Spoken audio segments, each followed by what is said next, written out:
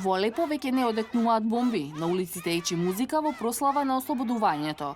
Поддржувачи на владата излегоа да прослават кога сириската војска објави дека градот е целосно под нејзина контрола, со што им е нанесен поразителен удар на бунтовниците.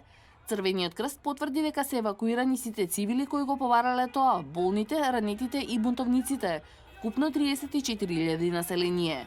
Со освојувањето на Алепо, претседателот Асад ја извојува најголемата победа во речиси 6-годишната војна. Му ја посветуваме оваа победа на докторот, на ценетиот претседател Башар ал-Асад, и ја посветуваме победата на сириската војска и на цела Сирија, Бог, Сирија и Башар.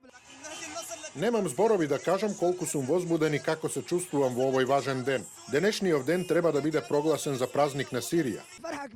Им честитам на Алепо и Сирија. Се ослободивме од последниот гнасен милитант. Се чувствуваме безбедни и среќни. Евакуацијата заврши во текот на ноќта, кога последниот конвој со речиси 150 луѓе излезе на автопатот Алепо Ал-Рашидин, а уште два автобуси од Алфуа и Кефраја во Идлиб пристигнаа во сега провладиното Алепо, настан што во живо го пренесуваше државната телевизија.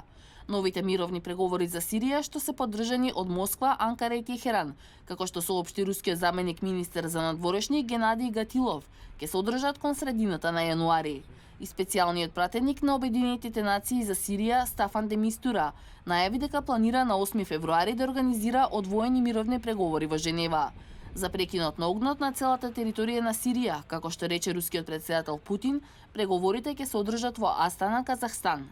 Инаку, Руското министерство за одбрана излезе со информација дека неговите борбени авиони извеле 18.000 излетувања од почетокот на операцијата во септември 2015.